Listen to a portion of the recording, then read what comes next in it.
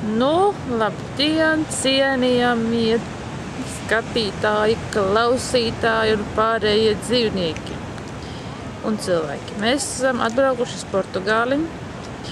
Tur ir Daniels, tante Linda, opītis Konstantīns, omīte un Jānis. Tētis rekur atnāca pie viņiem. Varētu apskatīties, jūra diezgan banga. Temperatūra ir plus 20 grādi. Tā kā tā ir bāka. Vieta ir ļoti skaista. Šodien ir mūsu pirmā diena Portugālē. Tā ir pludmale. Cilvēku nav daudz un nav maz, jo mēs esam atbraukuši nesezonā, oktobrī. Tā kā var papētīt, kā izskatās. Ļoti silti. Pludmale ir skaista. Diezgan smilšaina, nav pārāk akmeņaina, tas arī ir apsveicams. Tie koksmumi tikai kadrā. Ir paskatīties, te ir man liels skaists aranās palma. Lūdzu, iziet pilnā godībā.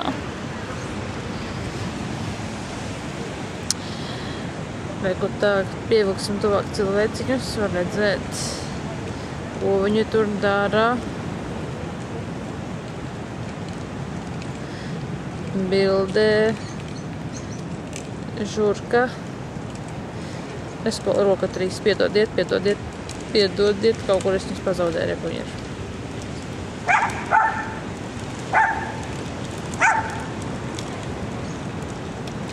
Notiek fotosesija. Mazais niķojās, bet ir okei. Kā es kādam nonāku, piedodiet, jūs neesat kadrā. Nāk atpakaļ. Tagad mēs iepētam apkārtni un pēc tam domājam iet uz restorānu kaut ko iest, jo nekur nekas nav atvērts līdz 11 vai 12. Un kamēr ir jāgaida un viss pārējais, tā kā, jūs paši saprotat. Viļņi vienkārši ir kolosāli monstri. To var iepētīt fonā, jūs dzirdat lidmašīnu kārtējo, kas nolaižās vai aizlido. No lidmašīnas viļņi izskatās, kā būtu sasalis ūdens, kā tas nebūtu. Pievilksim uz tuvāk. Vispār teikšu, ka laiks ir priekš oktobra vienkārši super. Ok, es pati sevi varu nofilmēt, jā, cik es skaistam. Gozējos saulītē, drusku atpūšos. Kolosās liekas. Ir ļoti grūti to pasniegt, bet laiks ir vienkārši burvīgs. Atkal atgriežamies. Reku nāk pirmie turisti atpakaļ. Grūti saskatīt tā, ka es drusku pievilkšu, ok? Reku nāk papas māja. Mēs tagad esam izdomājuši šeit kaut kur paēst. Grauds, kur kurpes vēl virsū? Visi ir sadušojušies. Iedomājies, pat Indras kurpes nevēl. Komentārus no Jāņa Graudiņa vārdā mūša. Tā, ka kur ir mans mazais pigors. Tā apmēram izskatās tā iela, kur mēs ejam. Mašīnas te nav, ir tikai skūteriņi. Jā, tā lieta. Ok. Dēls iemēģina mašīnu. Tēva pēdās iet Kentsbergu, Ralliju, Gončiku, vienalga. Iemēģinām nekas. Bez naudiņas motors nedarbojas. Niķis sākās. Opīte iedot naudiņu. Neviens, mēs neesam. Tētis mums ir nopircis jaunu kreklu. Modīgu. Varat.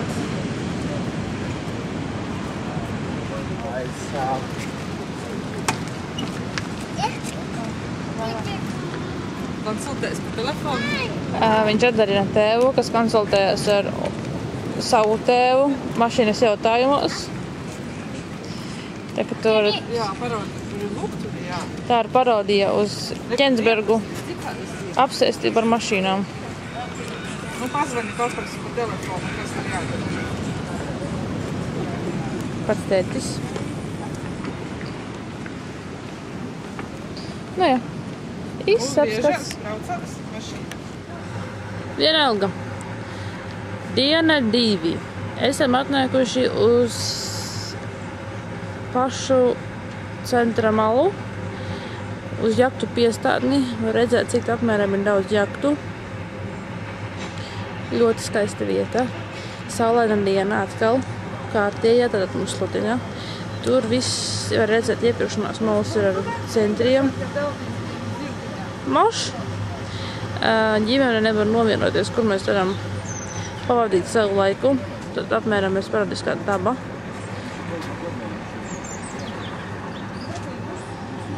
Kur ģimene pēta, ko viņi izvēlēsies, ko viņi domā, kas viņiem vajadzīgs. Viens rep to, otrs rep šito. Ir ļoti grūti. Nu, lūk tā. Viņiem tāds skaitās rudens. Tātad viņu jahtas tiek nopakotas un nokārtotas, lai viss ir ok un kārtībā.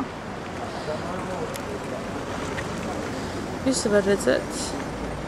Tas ir pats mols, iepirkšanās centri.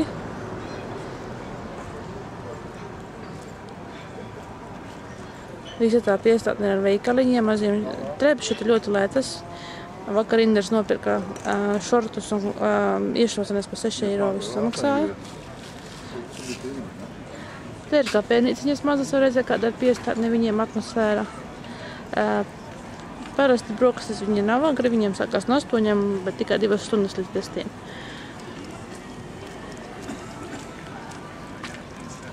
Reku ir cērvīta laikam.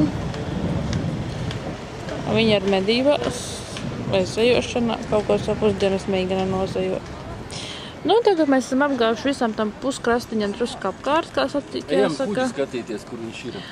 Varētu kā redzēt, tā visa tā piestātne pilnīgi piebāsta un pieblīvēta ar bagātām jahtām. Tātad patīksmoties, cik kurš ir bagāts. Tas ir hotelis, jahtu hotelis. Tas ir viens no hoteliem, ļoti interesants arhitektūras variants.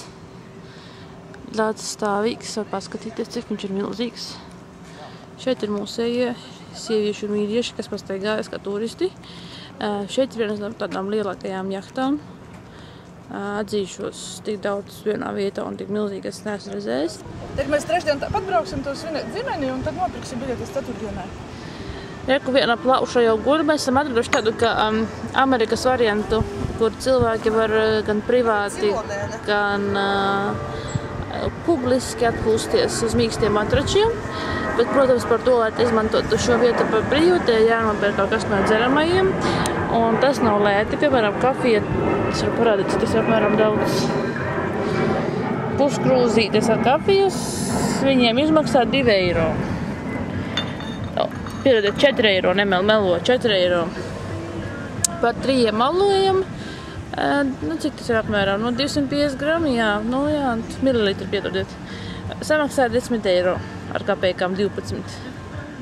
Tā kalas ir lētāks nekā kafija, te var teikt. Es maksāju 10,50 par 3 malojam. Nu, labi, es samaksāju par kafijām 8 eiro. Tā kā kafija ir dārgāka nekā alus. Jā, mums ir 3 alī, un mums ir 2 kafijas. Nu, te redzat, šo pludmali. Šodien sola pēcpusdien atkal lietaina, tā ka mēs izmantojam katru iespēju, ko varam, lai drusku noķert uz saulītī. Cilvēki, kuri ir bez kompleksiem, iedeg kaili. Protams, te tikko redzēt muguru. Māsai tur labāks skats, viņas arī pusi varot redzēt. Noteikti cilvēks ir no Vācijas, jo tie ir bez kompleksiem. Pludmale ir kolosāla, tā ir vakardien, piemēram, ir diezgan labi viļņi. Tie mums ir viens kaut kāds turists papirdis pa priekšu. Ir viens jūras vilnis aļģenā kā... Mans vīrietis jānobildē. Beidzot, pa gariem laikiem ir pārvarējis savu kompleksu un uzvilcis šortus. Publiski, tas ir ļoti liels sasniegums.